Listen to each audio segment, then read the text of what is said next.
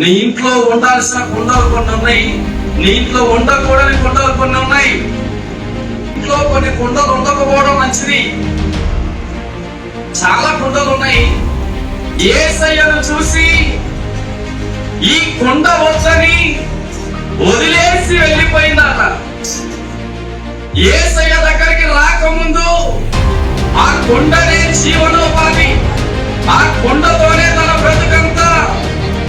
యేసు ప్రభు రాక ముందు కుండను కలిగిన జీవితం, కానీ యేసు తన జీవితంలోకి వచ్చాక కుండను వదిలిపెట్టిన జీవితం. ఈ కుండ దేనికి సాదృశ్యం అంటే ఒక మానవుడి జీవితానికి సాదృశ్యం, ఒక క్రైస్తవుడి జీవితానికి సాదృశ్యం, నీ జీవితానికి సాదృశ్యం కుండ.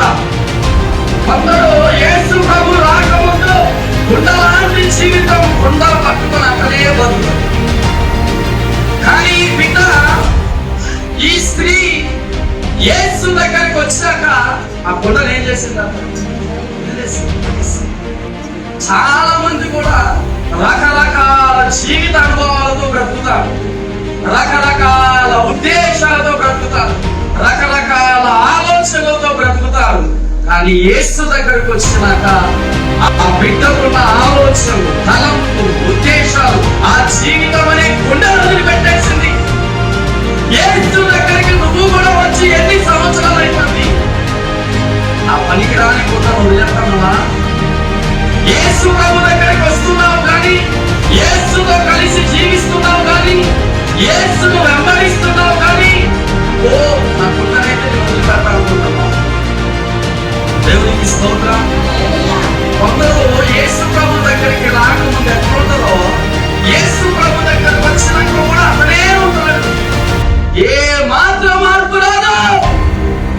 బూతులు మాట్లాడతారు, ఇట్లు తిడతారు, సీరియల్లో చూస్తారు, సినిమాలు చూస్తారు, దొంగతనాలు చేస్తారు, అబద్ధాలు ఆడతారు, సెల్ ఫోన్లు చూస్తారు, పాపము చేస్తారు, దొంగతనాలు చేస్తారు, అన్ని అంటారు.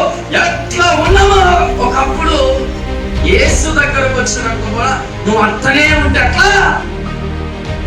యేసు ప్రభు దగ్గరికి రాక ముందు కుండ జీవితం, యేసు దగ్గరకు వచ్చాక కుండ వేయించి వదిలేసి రాకుండా ఉంది.